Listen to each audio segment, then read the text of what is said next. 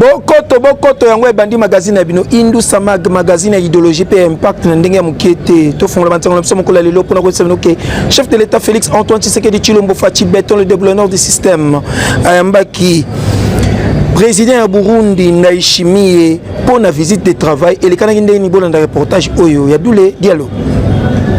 koyena ina Kinshasa ezalaka kutu ya kokonte lisusu te po oyo ezali kolakisa preuve ya kovanda malamu na bavoisin na ye yango na tongo président ya Burundi président Ndayishimiye ayaki na Kinshasa pour na visite de travail ayambamaki awa na aéroport international ya Njili pa ya vice premier ministre ya défense oyo président ya Burundi ayaki mbala moko ina palais présidentiel na Mongalema epai wapi homologue na ye azali kozela ye ya République démocratique du Congo Félix Antoine Tshisekedi Tshilombo Fachi béton oya yambaki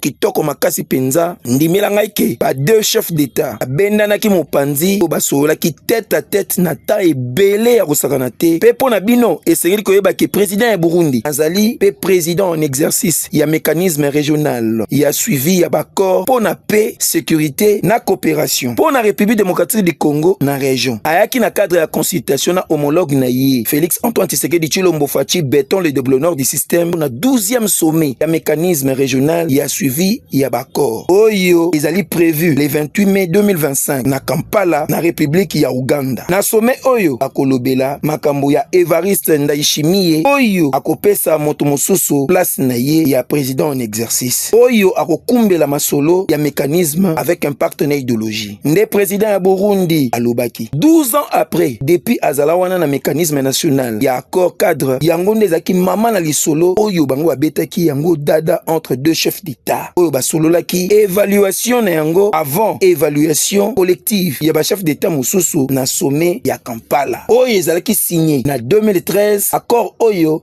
ezali pona kotia kimia sécurité et coopération na République démocratique du Congo pe na région ya Grand Lac oyo batiaki mingi baksa na bango na makambo o etali ba conflit armé pe protection ya droits humains nakobima na ye ndenge basololaki babetaki atali solo moko te devant la presse oyo bango basololaki na kati pe na kokende na ye invité ya président de la République Félix Antoine Tshisekedi Tshilombo kendaki ye moko te chef de l'état accompagnaki ye tina aéroport international bango mibale a continuer ki lisusu lisolo na bango kitoko pona sommet oyo kosalema na Kampala et kozala le 28 mai 2025 et okani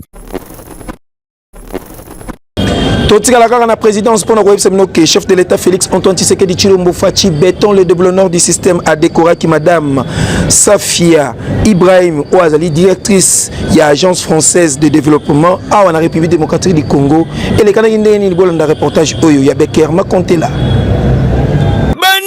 Babolingo, jardin présidentiel et Zoaki mo bangé na décoration pour na honneur ya personnalité moko oyo a marqué mandat na ye na tête ya institution na ye madame Safia Ibrahim Neter directrice ya FD agence française de développement oyo ayaki na Mongalema azalaki accompagné na ambassadeur ya mboka na bango France pe na ba collaborateur na ye ya AFD na cérémonie officielle oyo ezalaki organisée na palais présidentiel na Mongalema président de la République Félix Antoine Tshisekedi Tshilombo Fachi béton le déblonneur du système a décoraki madame Safia Ibrahim Neter directrice ya FD à la République démocratique du Congo na titre ya commandeur ya ordre national héros nationaux Abila Lumumba madame Ibrahim Neter azwaki epai ya président de la République lokola grand chancelier ya ordre nationaux médaille naye ya commandeur ordre national après lecture publique ya ordonnance présidentielle ordonnance yango nde ezali ko consacré titre naye honorifique oyo zali présenté directrice ya AFD RDC lokola actrice ya coopération socio-économique oyo arandaki service ya impact réel na ba congolais na maloba na ye chef de l'état Félix Antoine Tshisekedi Tshilombo Fachi béton le déblonneur du système apesaki ba hommage ya makasi na mwasi moko exception. Il s'agisse de l'éducation,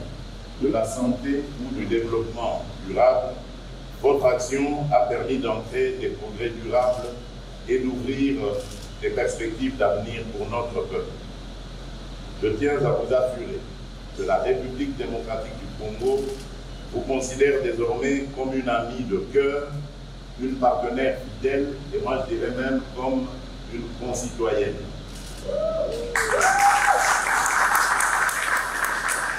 notre pays est et demeurera votre seconde patrie. Vous y serez toujours la bienvenue et nous espérons continuer à bénéficier de votre sagesse, de votre expertise. Ndimela ngai ke na nzela ya leadership na yé na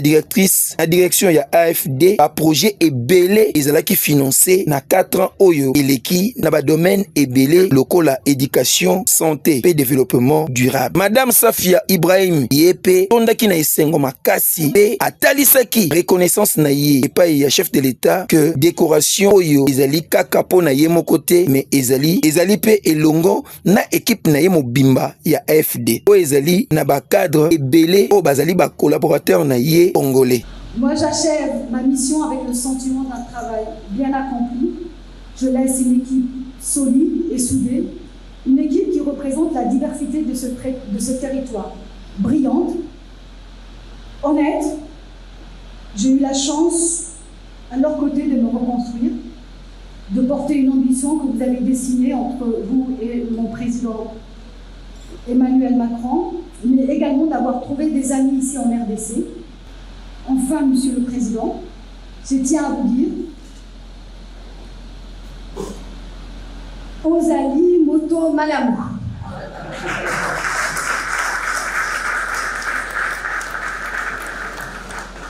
Ne changez surtout pas. Boye bape bokangake suka ya manda na ye ya 4 ans na tête ya AFD RDC. Madame Safia Ibrahim Neter a mobilisaki 558 millions oyo babimisi na fin ya 2024 pour na ba projet ebele na ba domaine ya ndenge na ndenge. Ba projet oyo e contribuer makasi na réalisation ya ba objectif ya développement na ba province ya République démocratique du Congo. Eokani Maître Joseph Moketawa Bamotazanga Lissumu, l'homme du Saint-Esprit, Fachi en miniature, leader ya Grand Bandundu, à répondre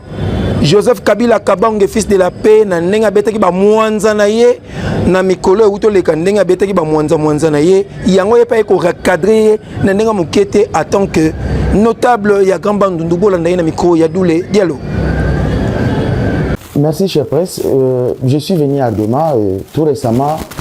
On a suivi la sortie médiatique du président honoraire M. Kabila Kabange. D'abord, je voulais recadrer avec les 3 points saillants ici. Primo, M. Kabila doit reconnaître d'abord qu'il n'avait pas qualité d'annoncer un état de la nation en tant que président honoraire. Ça, c'est de 1. De 2, on a fait allusion de voir d'abord, il est passé, c'était le 1-23 dernier, qui faisant foi ou une fusion du M23 avec son fils aîné Nanga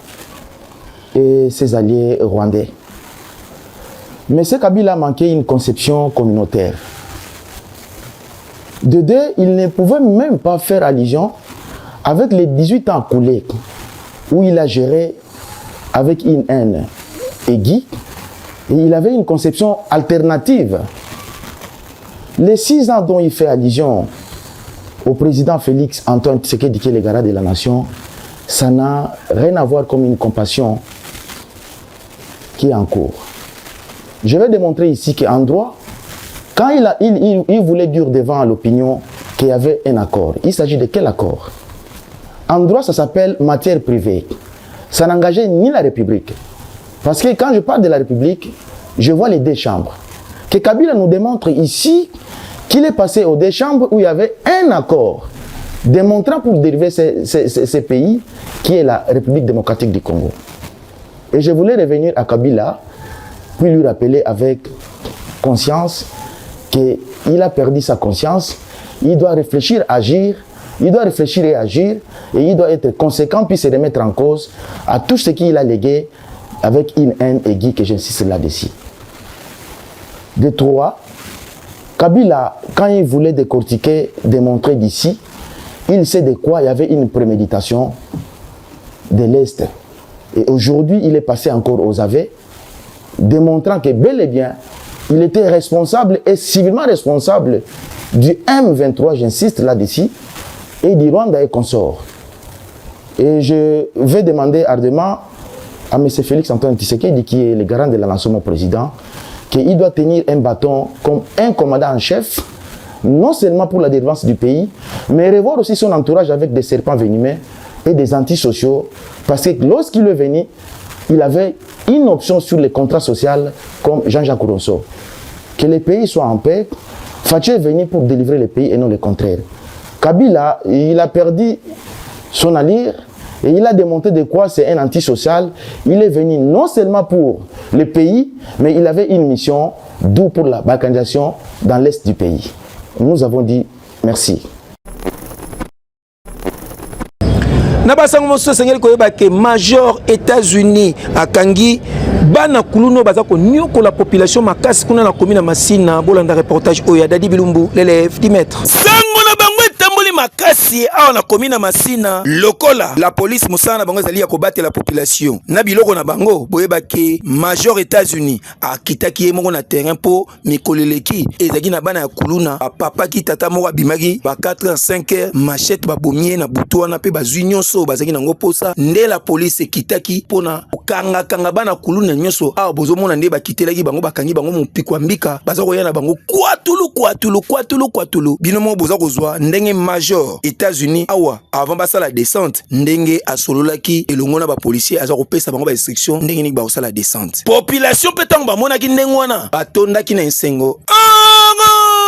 En tout cas, tokoloba longonia na la police na major États-Unis oyo azali kosala musalane na détermination nyoso susi na ezali ke kimia ezonga awa na commune Masina surtout ke otoyo ekoma lokola zone rouge pona bana kuluna sala kitoko eyokani. Totikala kaka na commune Masina pona koyebisa bino ke bakangi bana kuluno baza konyoko la population kuna na quartier 3 na commune Masina bolanda reportage oyo ya Dadi Bilumbu l'élève 10 mètres. Mwana mobali obozali komona mama na kuluna ya kosakana te ye musala na eko kata bat machette kasilichette so otali yango yaseka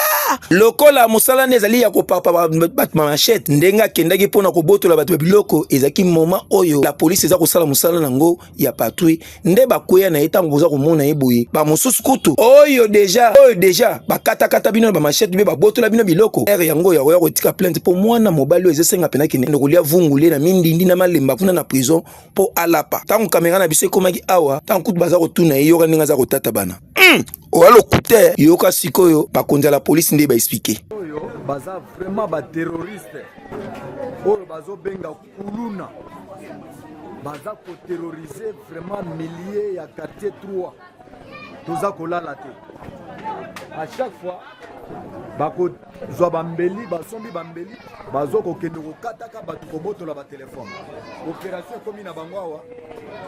bakomi kotambola justement na basoda ya mura soki bamoni yo na moto ya sika balandi yo ti basignale bato bamura etala mesi wana soki moto ya sika baye oyoka babeti yo masasi kufi oyoki oyo babuki yo makolo bazwi moto baéclaireur na bango na bambeli nako beta bato ba masasi bakomi otambola na ba JR ke muto asombi moto babitala wana asombi moto kaka baoyo ce sont vraiment des dangereux à plusieurs fois tokangaye otindiye akeye azongi mais to olemba bango te population pe balobaki boye awa tokoloba kake longonya la police na musala kitoko bazali kosala mingi penza awa na commune Masina na ndenge ke bazali kokanga bano bazali konyoko la population makasi na ndenge ya defoite yo senga penza ke balela bango lino pour que kotoyo na commune Masina population ba circuler na kimia po kotoyo niveau kuluneza makasi zone rouge kutekosa sointant longonya na la police. Ba résidé à développer le terrain bima qui kimamba on a sibia café Jafar pa Jafar mani linyo kwa tembe 100% professionnel o ayebi ko betango dada na ndenge ya mukete pe prise en charge ezali assuré na ndenge ya defoite bolanda ndenge expliquer na micro ya Becker Makontela. Cybercafé Jafar, votre partenaire pour la développer. Bala Kinshasa, Bala Brazzaville, Lelo Cybercafé Jafar, Tobengi Sibino pour la ba résultat où il y a des villes loterie auto beta qui lelo est disponible. Donc mutuno surtout à beta qui devait auto pesa qui accusé de réception okoki koleka na ba cyber na biso pona koya ko vérifier DV na yo nde okoyeba soki o gagné ou bien o gagné te. Pona bandeko oyo ba gagné neti boza kolanda wana na Cyber Café Jafar na moment oyo tozali kosala ba réunion chaque samedi tozoyamba ba gagnant mutu to azo vérifier chaque semaine tozoyamba ba gagnant pona kosunga bino na ba procédure nyonso tout oyo osenga pona kozwa visa na bino yango Cyber Café Jafar toza wana pona kolandela moko na moko gagnant nyonso tout oyo abetaki devi na ye ki a gagné et lelo Cyber Café Jafar toza wana lisusu pona kolandela bino makambo na bino elekala bolamu nyonso. Boyebi Cyber Café Jafar ezali cyber oyo elemaka bato kobanda na Kinshasa te na kati ya États-Unis yango wana toyebisaka bino likambo ya prise en charge. Donc Cyber Café Jafar ndenge bomoni bandeko wana baganye baye kosollicite ba prise en charge na bango mpe tokosunga bango bino bato boza na bamoyen te boye na Cyber Café Jafar. Donc kosunga bino mpona badémarche na bino nyonso kobanda ebandeli ti na soka ndenge bokozwa visa mpe ndenge tokokende na bino elongo na kati mpona bino baoyo boye kosollicite prise en charge boyebi bien Cyber Café Jafar ezalaka cyber oyo ezwaka bato à partir ya Kinshasa ti na kati ya États-Unis et puis eza na coût ya moke lelo mpo moto okende na États-Unis ezosenga susu bamontant ya mingi te yango wana toza kopesa bino baexplication nyonso to kobanda na ko remplir ba formulaire ti ndenge moto kozwa visa na yo na billet na kati plus ou moins avec $2000 makambo nyonso na billet na kati nde yango Cyber Café Jafar tokozwa bino en charge pe ozongisa ngo na intérêt te kaka dépense tokosala ya plus ou moins ya $2000 na billet na yo nyonso na kati ntango okomi na États-Unis tozwi yo mosala e yango nde oyo okozongisa donc ekozala sans intérêt wana ezali likanisi oyo touti kozwa mpona kosunga lisusu bandeko oyo bapona kobeta DV na bango na Cyber Café Jafar ntango baganye e toza wana mpona kosunga bino avec $2000 biso tokotiela yo na makambo nyonso tu na billet na kati kosala $2000. Donc bo retenir que avec $2000 ekopermettre yo ovoyage komatia na kati ya États-Unis soki mpe oza nango te nde biso Cyber Café Jafar na prise en charge ya bino oya biso tokosunga bino po bokende na États-Unis na ba moyen ya moki. Pour la bagarre nyonso tout boyebi adresse na biso eza na Bon Marché wana place bureau na biso ezali soki bokomi na Bon Marché pene ya Bank bokuta Cyber Café Jafar bureau na biso eza wana tozoyamba bino tous les jours pona ko souhaiter bino pona ko assister bino na ba démarche oyo nyonso tout ya voyage.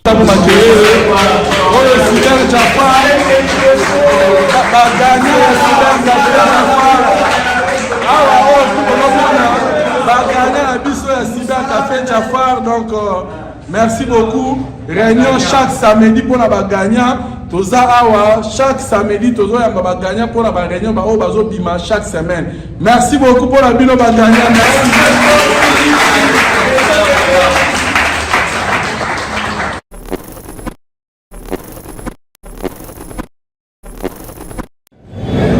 Na Raymond Agency batieli bato visa ya ofele na ndenge ya deux fois te. Raymond Agency oyo musala eza kosala makitoko kuna ba assistant bato kuna visa surtout pona kotambola na monde entier kimambango kuna okozala mobimba promo Dubai ofele na ndenge ya mukiete bolanda reportage oyo ya Dule Diallo.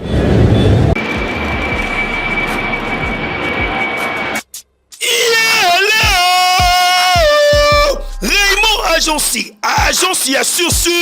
pona assistance ya visa awa na Kinshasa pe na République démocratique du Congo mobimba. Yo mutu otambola bakosa yo ke okokende poto okende Canada tomboka nini bobanda ba démarche et la fofouin tala Raymond agence ya sur oye sengali na yo opesa confiance pona ba démarche na yo ya visa pe lobi okende na mboka oyo lingi yango yo Raymond agence efandisa professionnalisme na ndenge ya deux fois te po awa ezali kutu likambo kokota mabondeli te ezali likambo ya tikotak pour professionnalisme et fandi kitoko na Raymond Agency batieli bino promo ya Canada 2025 c'est-à-dire pour na ba étudiant nyonso yo moto lingo kendo kotanga na Canada promotion batieli bino yango yo pendant 3 mois. C'est-à-dire, yaka na Raymond Agency pona kokendo kotanga na Canada, ofongoli dossier na yo, ofele ba traité dossier no kitoko joli, malembe pe tango zui visa na sukande ofuti mbongo na yo na ndenge ya 2 fois te po musale salamaka kitoko awa wana ezali pona visa d'étude. Canada, Raymond Agency, merci, son billet là. Ok, avec son chef, toujours. Et c'est le départ. Merci beaucoup de nous faire confiance. Abigail, bon voyage. Merci beaucoup. Ok. Merci beaucoup l'agence Raymond, la confiance sur la PSA qui est à l'humour vraiment jusqu'au bout. En tout cas, nous sommes à la bille sur la bande pour exécuter la confiance sur la PSA qui s'occupe de nous au PSA en tout cas à la réussite.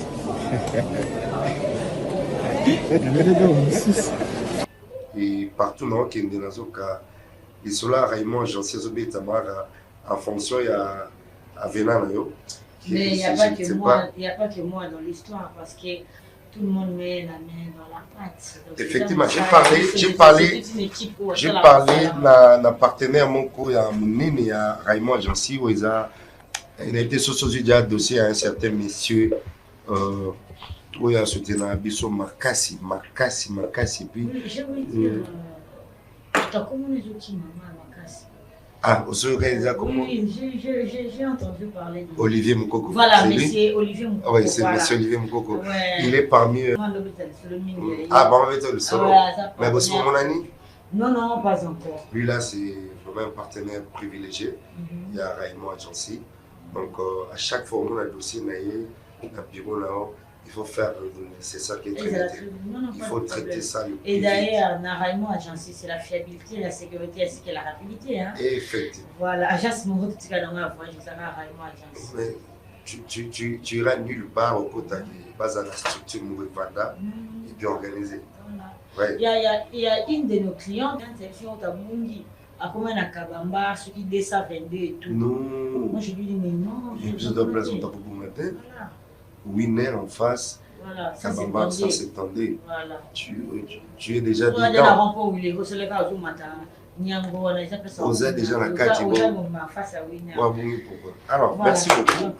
Olingi okende Canada pona visa ya tourisme yebake awa na Raymond Agency bazali pe kosala yango kitoko na $450 ya pamba ozwi visa na yo ya Canada kitoko joli pona bato oyo balingi bakende na Europe visa Schengen awa na Raymond Agency babuki mbongo banyafuli mbongo na $500 ya pamba ozwi visa na yo ya Schengen pe obeti otamboli mokili mobimba surtout na Europe wana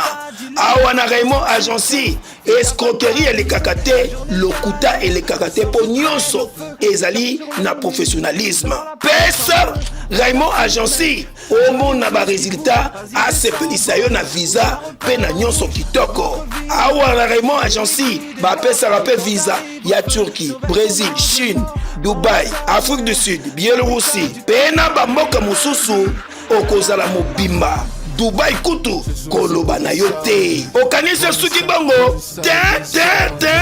na Raymond Agency bazali koteka ba billet ya ba destination nyonso na prix mukie lekete penza po awa nyonso bakitisi yango na prix mangondo Raymond Agency adresse na yango ezwami na avenue Nyangwe référence en face ya Winner na rond-point Wileri na commune Lingwala tope okoki kobenga bango na numéro ya telefone oyo oza mobimba na Raymond Agency lokoso ya mbongo ezalaka te mosala liboso mbongo na nsima c'est naturel.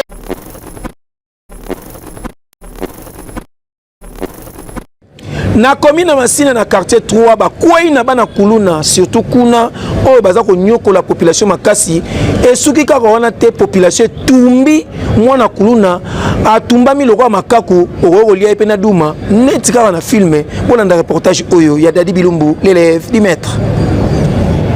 Iba balobaka ke 99 jours ya koyiba to ya kosalaka mabe jour moko nde bakokanga yo ezali ya solo ndenge bozali komona mwana mobali oyo batumbi ye boye lokola likaku okanisa ndire ke baza kotumba likaku moko oyo koyi koliango to ngulu oko koliango mpe na kwanga mongwele ekosala mpe eloko mwana mobali oyo bozali komone kuluna na niveau ya 2 fois te bango kokotela bato na bandaku na butu ndenge ezalaka ke alingaka kotela bato na bandaku lokola mosala la police ezali ya kobatela population na basoda ya mura oyo bazalaka kote oyo bakutanaki na ye na mbiskade bango mpe basalaka kiteti na ndenge kaka tomonana na bafilme bameka magi boye kote ya la police epena ye bambila ni ata epena lisasi to akoya wana ngo population eyoki bongo nde babima na butu bamukwata bamututa très fort veut dire brutalement na niveau moko ya 2 fois te basuika wana te bapelisa ye moto batumba ye boye abeli kitoko tala ndenge akangami oyo mpenza liwa na ye lifelo vert ti kuna akozalaka handicapé yoka population nde balobi sopo na nga na regrete kotala jeune garçon boye na nzoto makasi oza na makasi te okeluka ndenge baninga babima na ntongo bakendaka koluka koteka mwa bamai mwa basirage na bango yo oprefere ke baninga balali kokotela bato na bandako kosala mwa baklike mo boye soi-disant na bapolisier na biso oyo baza na kati ya ville centrale ya Kinshasa bosangai na bakuluna mpona koya kofrape bato na kati ya bandako na butu yango wana le moko mpe nde nzambe asungaka ke mikolo nyonso ezala ya yo me jour moko ezala ya nzambe yango jour na lelo etombaki mpo na ye salaire na ye yango efuti ye na moto aziki eza foti na biso te eza mosala oyo ya ponaki yango efuti ye bongo en tout cas merci na chef de l'état ordre oyo ye apesaki mpe merci na ministre na biso ya défense papa na biso ya suki ebele mutambala soki nani merci Costa Mutamba merci papa mpona consigne oyo pesaki biso papa Costa Mutamba merci oyibi babengi na kombo ya Tyson ye afandaka na avenue Mukila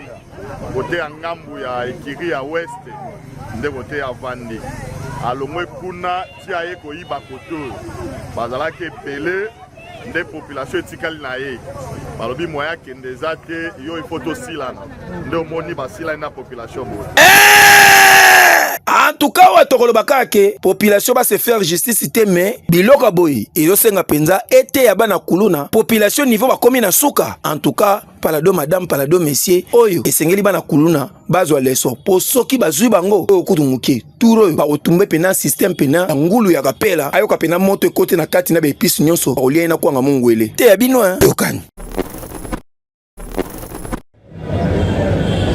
nazalaki na lufundu mpe lulendu mpona yebiki bozalaki ebele liboso baposta télévision na bino mpona kolanda magazine na bino Indusa Mag kasi tozali na quelques pages rose awa joyeux anniversaire na mama Jackie Mukweyaka tata mwasi ya batu ya Mosengo Maki Dekoro aza kofeta anniversaire na mukula lelo ngulu nde ngulu ntaba nde taba tokoliango toza kolia toza komele toko célébrer ngo kitoko joli na ndenge ya mokete balobi tata mwasi ya Mosengo Maki Dekoro ye azaka commerçante ya solo yenda tekaka badendo kuna na wenze ya lemba terminus na basoso ezalaka mobimba na ndenga mokete lelo kozala libeba libonga toza kolia toza komele joyeux anniversaire les soso na pasteur Bobo Manda grand foi propre balobi ekoyinda mabe depuis Cape Town kuna ekozala libeba libonga Yesu Kristo nda kozala mokonzi kasi na ndenga kosepela tunanga nini na okintsango ke katikati ya ngombe na katikati ya ntabe kotumba maneti kaka na filme kuna toza kolia toza komele toza ko célébrer yango kitoko biso tuna ba bibi Manda